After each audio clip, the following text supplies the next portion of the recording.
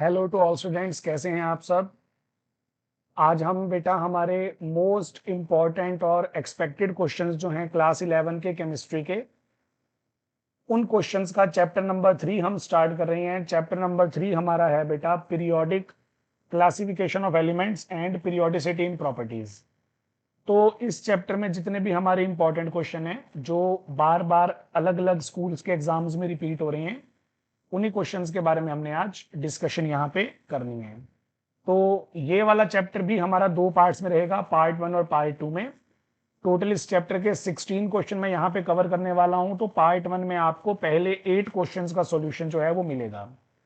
अब सबसे पहले देखो, जो फर्स्ट क्वेश्चन है हमारे पास, वो फर्स्ट क्वेश्चन है बेटा, व्हाट आर डोबर्नियर ट्राइड्स। तो अगर आपको नहीं पता है बेटा, जैसे जैसे टाइम जो है वो आगे बढ़ता गया, जैसे जैसे केमिस्ट्री के अंदर प्रोग्रेस होती गई, हमने अलग अलग तरह से पीरियोडिक टेबल को बनाया। शुरुआत में हमारे पास नंबर ऑफ एलिमेंट्स कम थे तो उनको अरेंज करने का तरीका भी अलग था। जैसे जैसे हमारे पास नंबर ऑफ एलिमेंट्स बढ़ते गए, हमने उनको अरेंज करने के नए नए तरीके जो हैं बेटा वो भी डेवलप किए। आज के टाइम पे जो हम हमारा टेबल पढ़ रहे हैं वो हमारा long form of periodic table है, यानी कि मॉडर्न पीरियोडिक टेबल है, जिसमें हम टोटल 118 एलिमेंट्स को स्टडी करते हैं। लेकिन शुरू से ही हमारे पास 118 एलिमेंट्स नहीं थे। तो सबसे पहले जो एलिमेंट्स को अरेंज करने का तरीका हमें बताया था वो डोबर्नियर ने बताया था। अब इस ट्राइड्स वाले कंसेप्ट में है क्या, देखो, डोबर्नियर ने क्या किया था, डोबर्नियर ने ट्राइड्स बनाने शुरू किए थे। तो अगर मैं आपको सिंपल लैंग्वेज में बताऊं, ट्राइड का मतलब होता है बेटा ग्रुप ऑफ 3। तो डोबर्नियर ने क्या किया, एलिमेंट्स को तीन तीन के ग्रुप में अरेंज करना शुरू किया।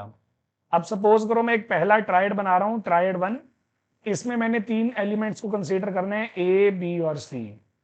डोबर्नियर ने इन एलिमेंट्स को अरेंज किया था in the increasing order of atomic mass. Atomic mass के अकॉर्डिंग इनको अरेंज कर दिया गया।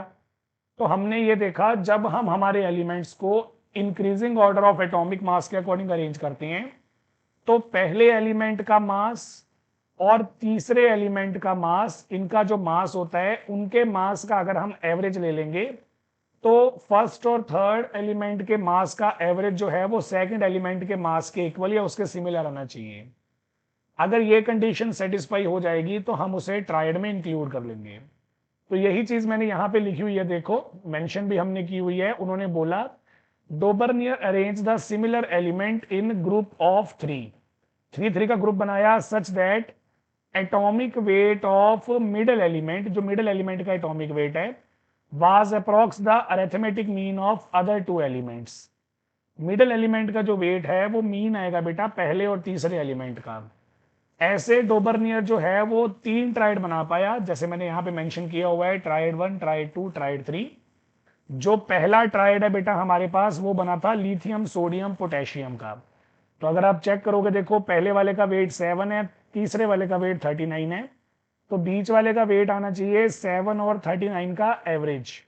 7 और 39 हो गया 46, 46 को 2 से डिवाइड करोगे तो 23 वेट आ गया। सिमिलरली सेकेंड ट्राइड बनाया गया बेटा क्लोरीन, ब्रोमीन और आयोडीन का। थर्ड ट्राइड जो है वो बनाया गया है कैल्शियम, स्ट्रोंशियम और बेरियम का। जरूरी नहीं है कि मास एग्जैक्टली इक्वल आएगा, हल्का फुल्का ऊपर नीचे आ सकता है, लेकिन हल्का फुल्का ही डिफरेंस होगा, इससे ज्यादा नहीं। अब इस वाले मेथड में प्रॉब्लम ये थी कि हम इस क्लासिफिकेशन को लिमिटेड नंबर ऑफ एलिमेंट्स पे ही लगा सकते हैं। बहुत सारे एलिमेंट ऐसे हैं जो ट्राइड फॉर्म ही नहीं कर पा रहे हैं, तो वो यहाँ पे हम अरेंज नहीं कर पाए। ये डोबर्नियर का सबसे बड़ा लिमिटेशन था। बाकी की और डिटेल मैंने यहाँ पे थ्योरी में मेंशन की हुई है, आप इसे पढ़ सकते हो। पीडीएफ आपको डिस्क्रिप्शन के अंदर मिल जाएगी। चलते हैं हम हमारे अगले क्वेश्चन पे, क्वेश्चन नंबर 2 पे। क्वेश्चन नंबर 2 है हमारा, explain Newland law of octaves. तो जैसे पहली जो अटेम्प्ट थी हमारी इंपॉर्टेंट वाली, वो डोबर्नियर ट्राइड थी। सेकंड जो इंपॉर्टेंट अटेम्प्ट की गई थी वो न्यूलैंड के द्वारा की गई थी बेटा। न्यूलैंड ने क्या किया था, एलिमेंट्स को 8-8 के ग्रुप में अरेंज करना शुरू किया। न्यूलैंड ने भी एलिमेंट्स को अरेंज किया in the order of increasing atomic mass. तो न्यूलैंड ने बताया जब हम हमारे एलिमेंट्स को increasing order of atomic mass के अकॉर्डिंग अरेंज करते हैं, तो हमने ये देखा पहले एलिमेंट की प्रॉपर्टी जो है वो हर 8th एलिमेंट के साथ मैच कर रही है। अब आपको एक चीज बता दूं, मैं जब न्यूलैंड ने अपना ये कंसेप्ट पढ़ा था तो उस टाइम पे बेटा नोबल गैसेस जो हैं वो डिस्कवर नहीं हुई हुई थी। तो इसका जो एलिमेंट का पढ़ने का तरीका था बेटा वो लिथियम से स्टार्ट हुआ था। सबसे पहले आप देखो लिथियम आ रहा है, लिथियम के बाद beryllium, boron, carbon, nitrogen, oxygen, fluorine, फिर नियॉन आना चाहिए था लेकिन नियॉन डिस्कवर ही नहीं हुआ था बेटा उस टाइम पे। तो फ्लोरीन के बाद डायरेक्ट आ गया सोडियम, फिर magnesium, aluminium, silicon, phosphorus, sulphur, chlorine, argon, फिर से नोबल गैस अभी डिस्कवर नहीं हुई है तो पोटेशियम और कैल्शियम। अब आप देखोगे लिथियम हमारा पहला एलिमेंट है और सोडियम हमारा 8th एलिमेंट है। तो अकॉर्डिंग टू न्यूलैंड लॉ इन दोनों की जो प्रॉपर्टीज हैं बेटा वो बिल्कुल सेम आएंगी। सिमिलरली अगर मैं कंपेयर कर लूँ यहाँ पे सोडियम और पोटेशियम को, तो सोडियम और पोटेशियम की जो प्रॉपर्टीज हैं वो भी सेम आएंगी क्योंकि दोनों में 8 एलिमेंट्स का जो है वो डिफरेंस है बेटा। सिमिलरली अगर मैं नाइट्रोजन और फॉस्फोरस को देखूंगा 8 एलिमेंट्स का गैप है, तो यहाँ पे भी प्रॉपर्टी हमें सेम मिलेगी। अब इसमें एक छोटी सी प्रॉब्लम ये थी, न्यूलैंड लॉ ऑफ ऑक्टेव्स को यूज करके बेटा हम लाइटर एलिमेंट्स को अरेंज कर सकते हैं। लाइटर एलिमेंट्स में उनको बोल रहा हूं यहां पे जिनका वेट 40 यूनिफाइड मास से कम है। जिनका वेट 40 यूनिफाइड मास से कम है बेटा उन्हीं के लिए न्यूलैंड लॉ जो था वो अच्छे से काम कर रहा था। लेकिन अगर मैं वेट 40 से ज्यादा कंसीडर कर लूं, हैवी एलिमेंट्स को कंसीडर कर लूं, तो हैवी एलिमेंट्स के अंदर बेटा ये वाला जो कंसेप्ट है ये फॉलो नहीं हो रहा था। तो ये था हमारे पास हमारा सेकंड क्वेश्चन। ये देखो मैंने यहाँ पे लिमिटेशन भी बताई हुई है। This generalization is applicable to only lighter elements having atomic weight up to 40 unified mass. ठीक है ना।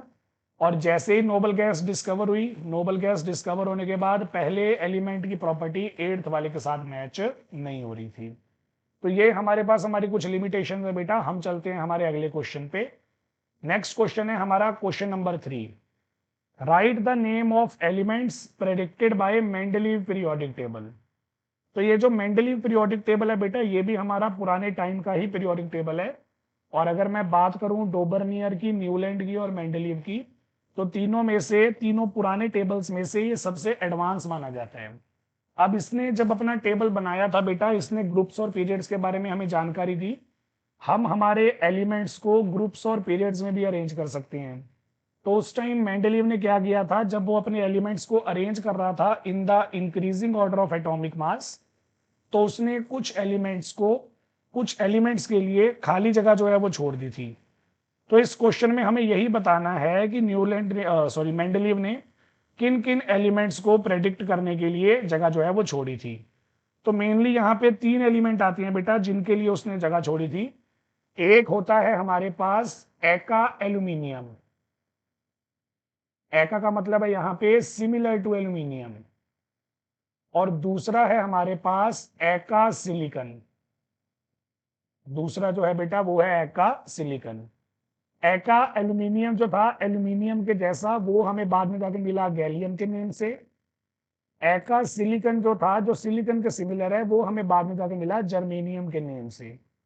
और तीसरा एलिमेंट जो प्रेडिक्ट किया था मेंडलीव ने बेटा वो था स्कैंडियम, जिसका एटॉमिक नंबर जो है वो 21 आया बाद में जाके। अगर आपको इनके भी एटॉमिक नंबर पता करने हैं तो गैलियम का एटॉमिक नंबर 31 था, जर्मेनियम का एटॉमिक नंबर 32 था। तो ये हमारे पास हमारे कुछ प्रेडिक्टेड एलिमेंट थे जो मेंडलीव ने अपने टेबल के अंदर प्रेडिक्ट किए थे। चलते हैं बेटा अगले क्वेश्चन पे, question number 4। Explain that period 4 has 18 elements and period 6 has 32 elements। ये बहुत ही इंपॉर्टेंट क्वेश्चन है। और ऐसा नहीं है बेटा कि पेपर में हमेशा पीरियड 4 या पीरियड 6 ही पूछा जाएगा। कोई भी पीरियड आपसे पूछा जा सकता है कि प्रूव करो पहले पीरियड में 2 एलिमेंट हैं, दूसरे तीसरे पीरियड में 8 एलिमेंट्स हैं बेटा ईच, फोर्थ पीरियड में, फिफ्थ पीरियड में 18 एलिमेंट्स हैं, और सिक्स्थ और सेवंथ पीरियड में बेटा 32 एलिमेंट्स हैं। तो ये चीज हमें प्रूव करनी है। कैसे प्रूव करते हैं देखो, सबसे पहले आपको ये पता होना चाहिए पीरियड नंबर क्या है। पीरियड नंबर 4 है बेटा। तो यहाँ पे n की वैल्यू जो है वो 4 आ गई है। अब n की वैल्यू 4 है। सबशेल हमारे पास 4 तरह के होते हैं बेटा, S P D F। जब हम इलेक्ट्रॉन्स की फिलिंग करते हैं तो इलेक्ट्रॉन्स फिल करते टाइम हमें इस बात का ध्यान देना है बेटा, जो s और p ऑर्बिटल होती हैं वो हमेशा फोर्थ शेल के ही यूज होते हैं। जो d ऑर्बिटल होता है वो हमेशा एक कम का यूज होगा यानी कि 3 का, और जो f ऑर्बिटल होगा बेटा वो 2 का कम होगा यानी कि 2 का। ये रूल मैं आपको बता देता हूं क्या रूल है। जब भी हम s और p की फिलिंग करते हैं तो हम हमेशा n की वैल्यू यूज करेंगे जो यहाँ पे 4 है। डी सबशेल के केस में हम n की वैल्यू से एक माइनस कर देते हैं बेटा, n-1 वाली वैल्यू लेंगे, और f के केस में हम 2 माइनस कर देते हैं तो n-2 वाली वैल्यू लेते हैं। तो ये वैल्यूज हमने यहाँ पे लेनी है, मैंने यही वाली वैल्यूज यहाँ पे यूज की हैं। n की वैल्यू बेटा मैंने 4 पुट कर दी थी। अब देखो आपको पता है 4s जो है वो एग्जिस्ट करता है, 4p भी एग्जिस्ट करता है, 3d भी एग्जिस्ट करता है, 2f नाम का कोई ऑर्बिटल नहीं होता। तो हमारे पास 3 तरह के सबशेल हैं बेटा, 4s है, 4p है और 3d है। अब इनको मैंने अरेंज करना है एनर्जी के अकॉर्डिंग। एनर्जी के अकॉर्डिंग कैसे अरेंज करूंगा ये मुझे पता चलेगा बेटा n+l रूल से। तो n+l रूल हमें क्या बोलता है, देखो यहाँ पे n की वैल्यू 4 है, s के लिए l की वैल्यू 0 है, तो 4 + 0 यहाँ पे 4 आ जाएगा बेटा। 4p की अगर मैं बात करूं तो n की वैल्यू 4 है, l की वैल्यू 1 है, 4 + 1 में करूंगा तो मेरे पास यहाँ पे 5 आ जाएगा। और फाइनली बेटा अगर मैं 3d देखूंगा तो n की वैल्यू 3 है, d के लिए l की वैल्यू 2 है, तो इसको जब मैं सॉल्व करूंगा तो मेरे पास 3 + 2 5 आ जाएगा। अब सबसे छोटी वैल्यू आ रही है 4s की, तो इसका मतलब 4s की एनर्जी सबसे कम है। 4p और 3d की वैल्यू सेम है, तो यहाँ पे मैं 3d को लो एनर्जी का मानूंगा क्योंकि 3d में n की वैल्यू स्मॉलर है। तो 4s के बाद 3d और 3d के बाद हमारे पास लास्ट में आ जाएगा बेटा 4p। अब देखो s में मैक्सिमम आ सकते हैं 2 इलेक्ट्रॉन, d में आ सकते हैं 10 इलेक्ट्रॉन और p में आ सकते हैं 6 इलेक्ट्रॉन। टोटल इलेक्ट्रॉन हो गए 18। अब क्योंकि फोर्थ पीरियड में मैक्सिमम हम 18 इलेक्ट्रॉन फिल कर सकते हैं, इसलिए फोर्थ शेल वाला जो पीरियड 4 था उसमें 18 एलिमेंट्स ही आ सकते हैं। तो ये हमारे पास हमारे क्वेश्चन की एक्सप्लेनेशन है बेटा। सेम एक्सप्लेनेशन में अप्लाई करता हूं और आपको प्रूव करके दिखाता हूं कि पीरियड 6 में 32 एलिमेंट्स हैं। तो ये देखो बेटा यहाँ पे पीरियड 6 में 32 एलिमेंट हैं, पीरियड 6 है, तो इसलिए मैं n की वैल्यू 6 एज्यूम कर लूंगा। सबशेल हमारे पास 4 है बेटा, s p d f। s और p में n की वैल्यू सेम आएगी, d के अंदर n में से एक माइनस हो जाएगा बेटा, f में n में से 2 माइनस हो जाएंगे। तो यहाँ पे मैं वैल्यू 6 पुट कर देता हूं, मेरे पास आएगा 6s, 6p, d के लिए एक कम करना पड़ेगा और f के लिए 2 कम करना पड़ेगा, तो 6 - 2 4 आ जाएगा बेटा।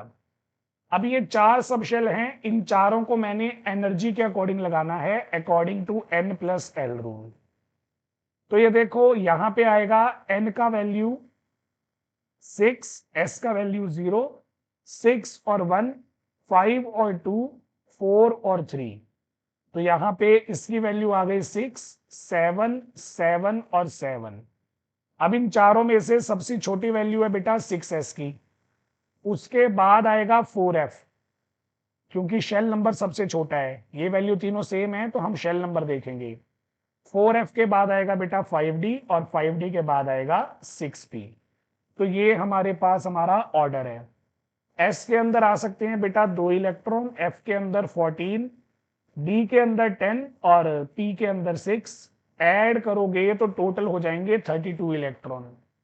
अब 6 पीरियड में हम 32 इलेक्ट्रॉन फिल कर सकते हैं, तो इसका मतलब 6 पीरियड में हमारे पास टोटल 32 इलेक्ट्रॉन्स जो हैं वो आएंगे, तो 32 एलिमेंट कवर हो जाएंगे।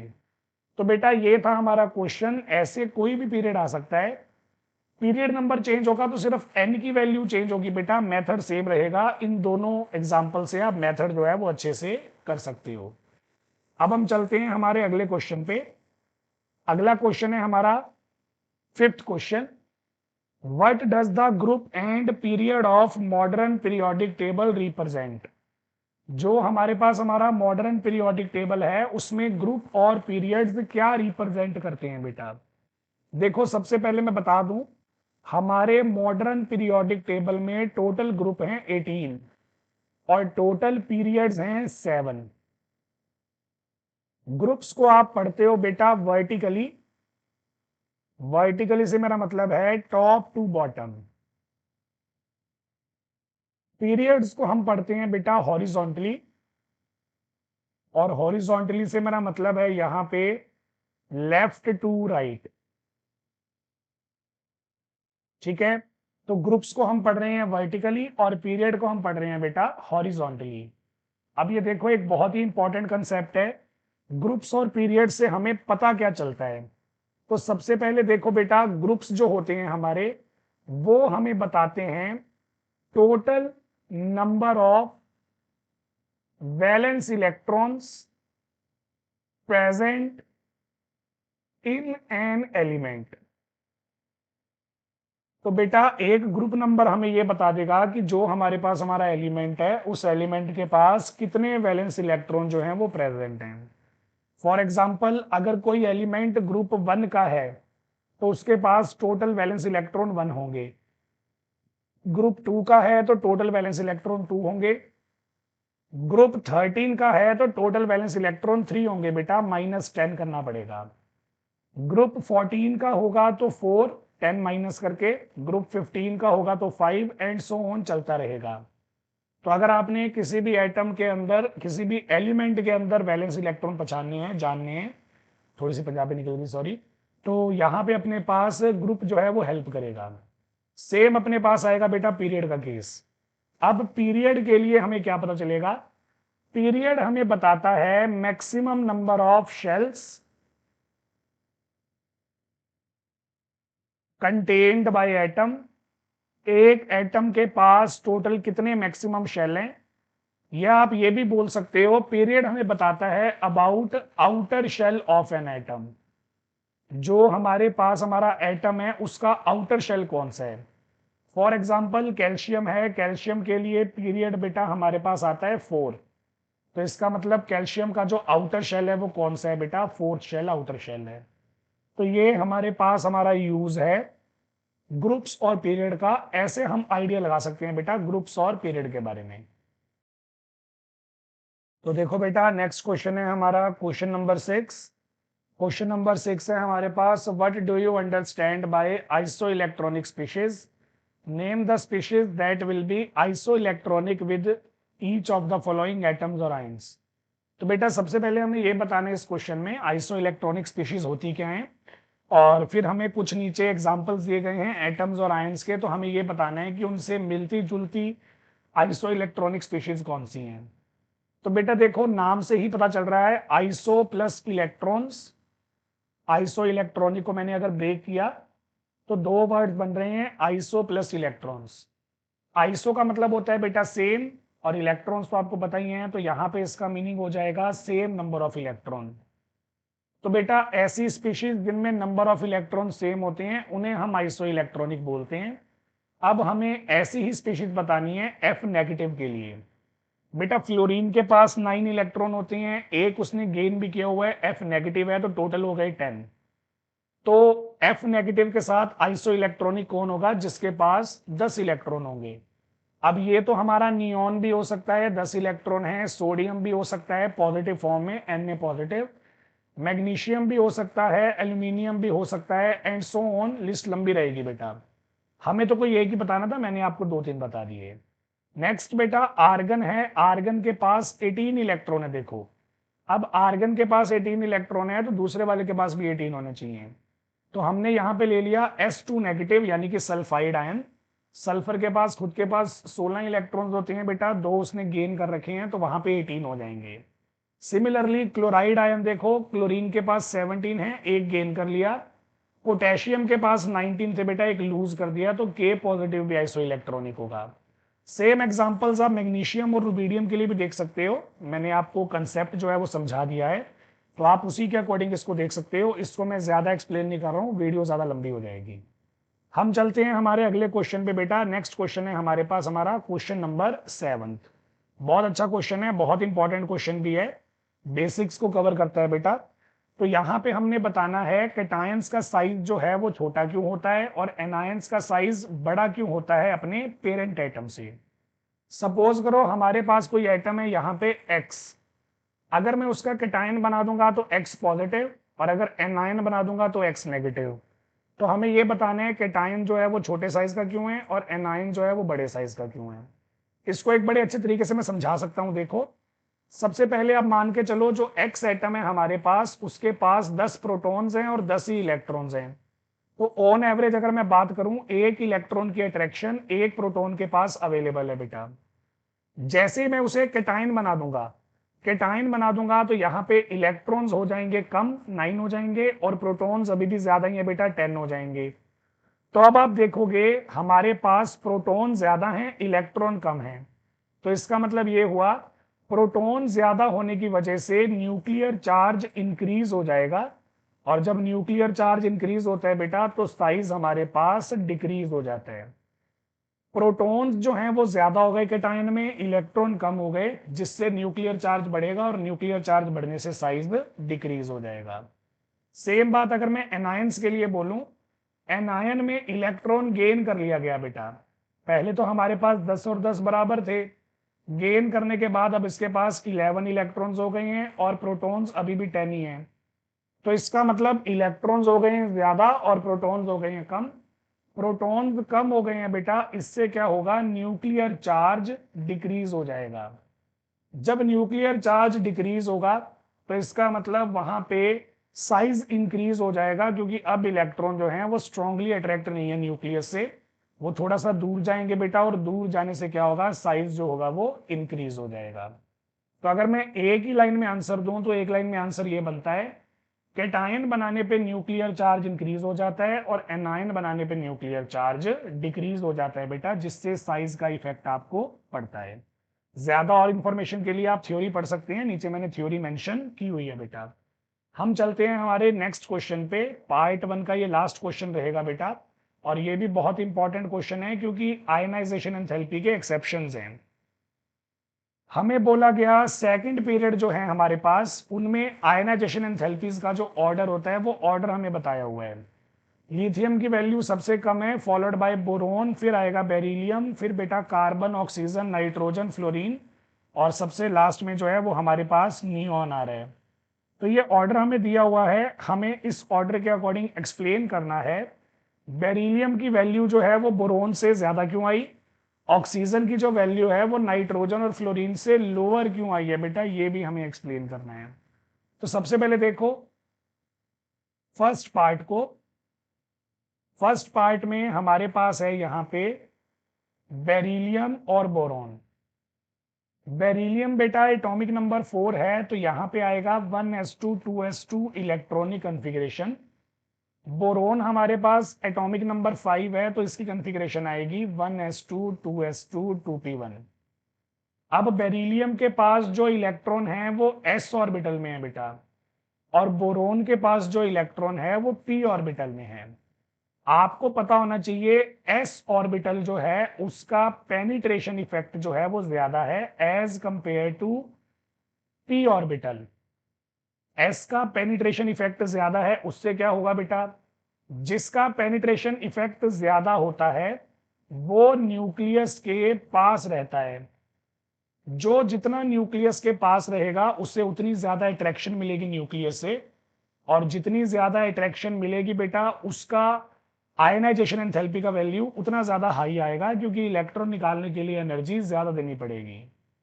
लेकिन बोरोन का जो इलेक्ट्रॉन है वो तो p ऑर्बिटल में है। अब p ऑर्बिटल वालों का पेनिट्रेशन इफेक्ट जो होता है वो s वालों से कम होता है, इसलिए जो p वाला इलेक्ट्रॉन है वो न्यूक्लियस से थोड़ा दूर होगा। न्यूक्लियस से अगर दूर है तो इसका मतलब इलेक्ट्रॉन को अट्रैक्शन कम मिल रही है, उसको निकालना आसान है बेटा, आयनाइजेशन एंथैल्पी की वैल्यू कम हो जाएगी। इस वजह से बेरिलियम की वैल्यू जो है वो ज्यादा आती है और बोरोन की वैल्यू कम आती है। अगर मैं एक ही लाइन में खत्म करूं तो बोला जाएगा पेनिट्रेशन इफेक्ट जो है s ऑर्बिटल का बेरिलियम के अंदर वो ज्यादा है p ऑर्बिटल से एज इन बोरोन के अंदर। और बाकी और अच्छे से आपने लैंग्वेज पढ़नी है बेटा, तो लैंग्वेज में आंसर मैंने आपको यहाँ पे लिख के दिया हुआ है। अब ऑक्सीजन की वैल्यू नाइट्रोजन और फ्लोरीन से कम क्यों आती है बेटा? तो देखो नाइट्रोजन जो है वो है हमारे पास 1s2 2s2 2p3। फ्लोरीन जो है हमारे पास वो है बेटा 1s2, सॉरी फ्लोरीन नहीं ऑक्सीजन, 1s2 2s2 2p4। अब यहाँ पे पेनिट्रेशन वाला तुक्का मैं नहीं लगा सकता हूँ बेटा, क्योंकि नाइट्रोजन का इलेक्ट्रॉन भी 2p में है, ऑक्सीजन का इलेक्ट्रॉन भी 2p में है, दोनों का इलेक्ट्रॉन 2p में है, तो इसका मतलब दोनों का सेम ऑर्बिटल में है। तो यहाँ पे मैं पेनिट्रेशन वाला तुक्का नहीं लगा सकता हूँ। यहाँ पे मुझे आंसर देना पड़ेगा बेटा इलेक्ट्रॉनिक कन्फिग्रेशन के अकॉर्डिंग। नाइट्रोजन जो है उसके p सब शेल में 3 इलेक्ट्रॉन आ रहे हैं, और जब p में 3 इलेक्ट्रॉन आ जाएं तो वो हाफ फील्ड स्टेबल बन जाता है बेटा। उसी के साथ अगर मैं ऑक्सीजन को देखूं तो ऑक्सीजन p4 है, p ऑर्बिटल में 4 इलेक्ट्रॉन आ रहे हैं, ना तो ये हाफ फील्ड है और ना ही ये फुली फील्ड है। अगर अपना ऑक्सीजन एक p वाला इलेक्ट्रॉन लूज कर दे तो इलेक्ट्रॉन लूज करके उसके पास 3 ही इलेक्ट्रॉन बचेंगे, तो वो भी हमारे पास हमारा हाफ फील्ड स्टेबल बन सकता है। तो ऑक्सीजन को पता है कि वो इलेक्ट्रॉन लूज करके स्टेबल बनेगा, इसलिए ऑक्सीजन लो एनर्जी एब्जॉर्ब करके अपना जो इलेक्ट्रॉन है वो लूज कर देगा। इसलिए ऑक्सीजन की वैल्यू जो है वो नाइट्रोजन से कम आती है बेटा। अगर मैं फ्लोरीन की बात करूं, फ्लोरीन से कम क्यों आती है? तो फ्लोरीन का एटॉमिक नंबर ज्यादा है, जिससे न्यूक्लियर चार्ज हाई है बेटा। फ्लोरीन के अंदर न्यूक्लियर चार्ज हाई है, उस वजह से इलेक्ट्रॉन टाइटली अट्रैक्ट है, तो वहां पे इलेक्ट्रॉन निकालने के लिए हमें एनर्जी ज्यादा देनी पड़ेगी, तो इसलिए ऑक्सीजन की वैल्यू फ्लोरीन से कम आती है बेटा। अब ये सारी एक्सप्लेनेशन मैंने प्रॉपर वर्डिंग में यहाँ पे नीचे प्रोवाइड की हुई है, तो आप इसको भी अच्छे से पढ़ सकते हो बेटा, यहाँ से आपको बेटर जो है वो आइडिया मिल जाएगा। तो हमारे इस थर्ड चैप्टर के पार्ट 1 में 8 क्वेश्चंस हमने डिस्कस कर लिए हैं। बाकी के जो क्वेश्चंस इसके पेंडिंग है बेटा, उनके आंसर्स आपको मिलेंगे हमारी सेकंड वीडियो में। वीडियो अगर आपको अच्छी लगती है तो प्लीज वीडियो को लाइक किया करो, शेयर किया करो, और अपने दोस्तों को भी बताओ बेटा, ताकि वो भी इस फ्री एजुकेशन का, फ्री नॉलेज का बेनिफिट उठा सकें। तो हम बाकी की चीजें जो हैं वो अगले लेक्चर में डिस्कस करेंगे। तब तक के लिए थैंक यू।